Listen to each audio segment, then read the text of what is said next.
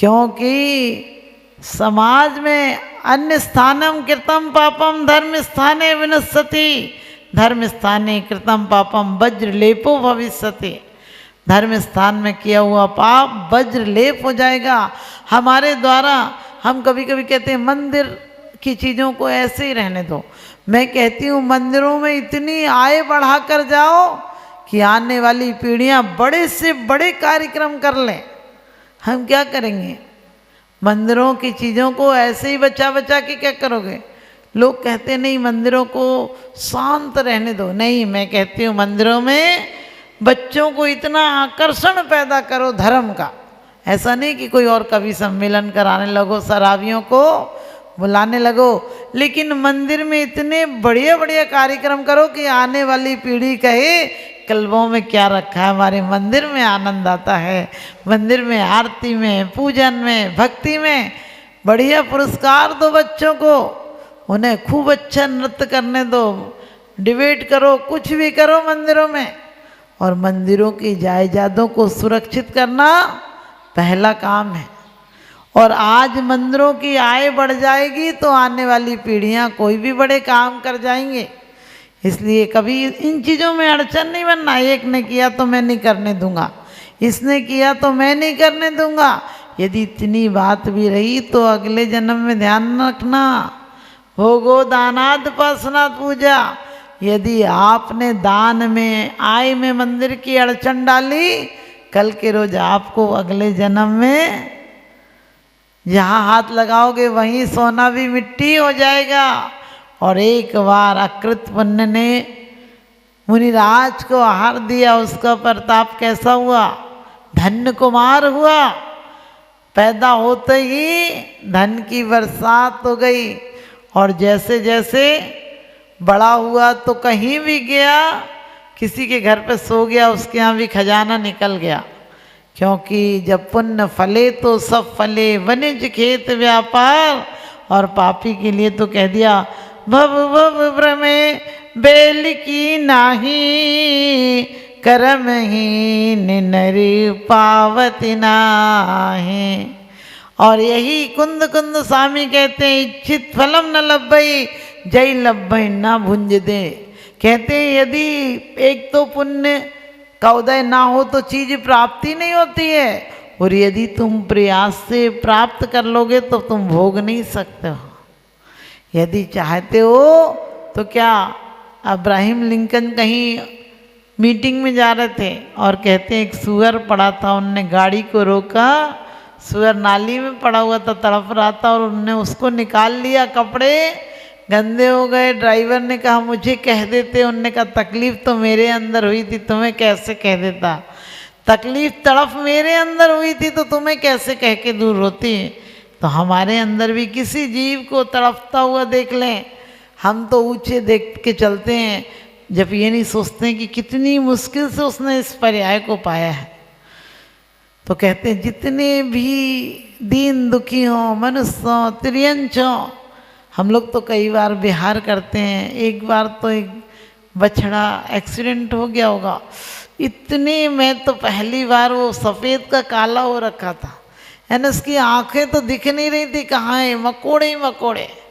हम अजमेर विहार करके जा रहे थे, उस दिन मेरा वाटर पार्क पे हार था। तो जो वाटर पार्क के पवन जी आदि कहने लगे माता जी चलो, ऐसे तो पड़े ही रहते। मैंने कही नहीं, पहले आप इसको हॉस्पिटल ले जाओ। और फिर हमने धीरे धीरे बैठ के, ऐसे होता है लोगों से कह के पानी उन्हीं डलवा के सारे चीटे कपड़ों से साफ करवाए, इससे रुमाल हर बच्चों पे रहता है, साफ कराए। उसके बाद मैंने कहा भले वो मर जाएगी लेकिन ऐसे तड़फ तड़फ कर मरना, अति संक्लेश भावते मरो, घोर शुभ्र सागर में पड़ो। तो ध्यान रखना। उसके बाद उसको भेज के फिर हम आधा घंटा रुके। हमने कहा नहीं आप लोग पहले भेजो, मुझे पता है मैं चली जाऊंगी, फिर आप लोग इसको भेजने वाले नहीं हो। फिर वो लोग भेज दिए, अच्छी वहाँ पर पुष्कर में हॉस्पिटल है, वहाँ भेज दिए। तो ध्यान रखना, आप लोगों को क्यों कहा हमारे अंदर पीड़ा होना चाहिए कि कोई भी व्यक्ति संक्लेश से नहीं मरे, घर में किसी को संक्लेश का बंध नहीं हो। आप लोगों को पता है घर में जब लड़ाई होती है तो आदमी को भट्टी से जलती रहती है, रहता है घर में लेकिन रहना नहीं चाहता। तो हम क्यों मरने के बाद कार्ड पर क्यों लिखते हैं कि हमारे पिताजी का स्वर्गवास हो गया? हमें चाहिए कि हम जीते जी स्वर्गवास यानी स्वर्ग बनाए, यहाँ स्वर्गवास होगा, यहाँ स्वर्गों में वास होगा तो मर के भी स्वर्गवास ही होगा, वरना उसका तो नरकवास हो गया। तुम अपने कार्ड पर लिख रहे हो हमारे पाप कर्म की वजह से हमारे पिताजी का स्वर्गवास हो गया। हमने कहा स्वर्गवास हो गया तो जी हजूरी गधा मजूरी से छूट गया बेचारा। तुम्हें कैसे पता स्वर्गवास हो गया? सबका स्वर्गवास होता तो नरकवास किसका होगा? इसलिए कहते हैं हमारे अंदर ऐसी करना हो कि हर प्राणी वास्तव में स्वर्ग जाए। वो स्वर्ग कौन जाता है? जिसकी शुभ लेस्याएँ होती हैं वो स्वर्ग जाता है, और जिसकी अशुभ लेस्याएँ होती हैं, लेस्या जानते हो किसे कहते हैं? मोह और योग की तारतम्य रूपी, जैसे जैसे हमारा मोह क्या होगा कसाय से अनुरंजित, तो योग की प्रवृत्ति को लेस्या कहते हैं।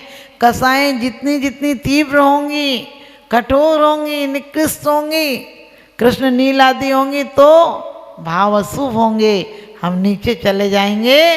और जैसे जैसे पीत पद्मादि अच्छे भाव होंगे तो हम ऊपर चले जाएंगे, क्योंकि स्वर्गों में अशुभ लेस्याएँ नहीं होती हैं। और नारकियों की अशुभ ही होती हैं, द्रव्य से भी अशुभ होती हैं और भाव से भी अशुभ होती हैं। कभी कभी देखना घर में कोई लड़ने वाला व्यक्ति होता है तो अपन कहते नहीं भैया नारकी है, इससे तो बोलना ही आफत है, इससे तो बोलो तो बेकार में अभी अखाड़ा मचा देगा। तो क्या हमें नारकी जीव बन के नहीं रहना? हमने इतना 7 राजू ऊपर चढ़ के आए हैं, 7 राजू नीचे नहीं जाना है। 7 राजू नीचे जाओ या ऊपर जाओ, ऊपर जाओगे तो क्या है 7 राजू पर सिद्ध शिला है, और नीचे जाओगे तो निगोद है, निगोद की गोद में नहीं जाना। और क्या कहते हैं माध्यस्थ भावम विपरीत वृत्तो, कि भगवान मुझे ऐसी शक्ति देना कि यदि विपरीत वृत्ति वाले हों, जिसका नेचर ही हो कि रोज उलझना, इस ऐसी प्रति मैं माध्यस्थ भाव रखूँ, ना तो उससे बोलना और ना तो उससे उलझना, उसके जवाब नहीं दूँ, ऐसी शक्ति देना। आसान बात नहीं है माध्यस्थ भाव रखना, क्योंकि कोई एक कहता तो अपना मन करता है ऐसी सुनाएंगे सुनी नहीं होगी। कई बार लोग कहते हैं हमने ऐसी सुनाई कि सुनी नहीं होगी। अरे क्या सुनाई? तुमने ऐसी सुना के अगले जन्म में तो बोलने की शक्ति भी प्राप्त नहीं होगी। जो लोग अपनी वाणी को व्यर्थ करते हैं वो तिर्यंच में जाकर पैदा होते हैं। अगले बार बोलोगे तो समझ में ही नहीं आएगा। और बोलना तो बोलना, यहाँ बुढ़ापे में तुम कुछ बोलते हो समझ में कुछ आता है। एक समाज के लोग गए और कहने लगे बूढ़ा व्यक्ति बहुत पैसा है, कुछ दान उन कर देगा। अब उससे बोला तो जा नहीं रहा था, लेकिन उसका मन कर रहा था कर दो। बच्चे तो इज्जत करते नहीं हैं, बच्चे तो वैसे ही लड़ते हैं, पूछते नहीं हैं, तो उसका मन कर रहा था बुढ़ापे में कि कुछ दे ही दो, अच्छा है। तो समाज के लोग गए, कहने लगे मंदिर बनना है, कुछ दे दो। तो उसने इशारा किया कि सामने बोल तो पा नहीं रहा था, ऐसे से इशारा करा दीवार की तरफ। कुछ अलमारी में गाड़ रखा था दीवार के अंदर, तो वो तो बेचारा ये धन बता रहा था। बच्चे से पूछा कि पिताजी बता रहे हैं कुछ देने के लिए, तो वो बोला पिताजी ये कह रहे हैं जो कुछ था सब मकान में लगा दिया, अब कुछ नहीं बचा।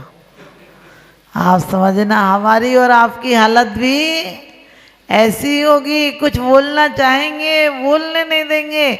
आपने देखा होगा जवानी होती है तो पत्नी कहती है आप बोलते तो फूल झड़ते हैं, बुढ़ापे में कहती है बक बक मत किया करो, चुपचाप से रोटी मिल रही खा लिया करो।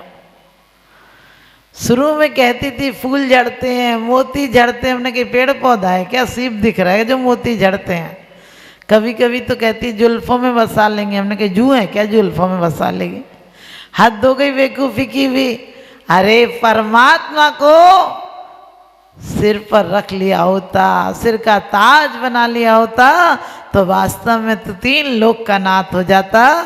नजरों में भगवान को बसा लिया होता।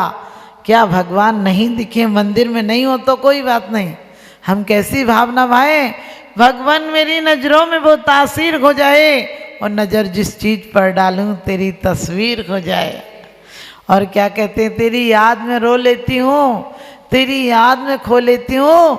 भगवान तुम दिन में तो नहीं दिखते, सपनों में आओगे सोच के सो लेती हूँ, सपनों में आओगे सोच कर सो लेती हूँ।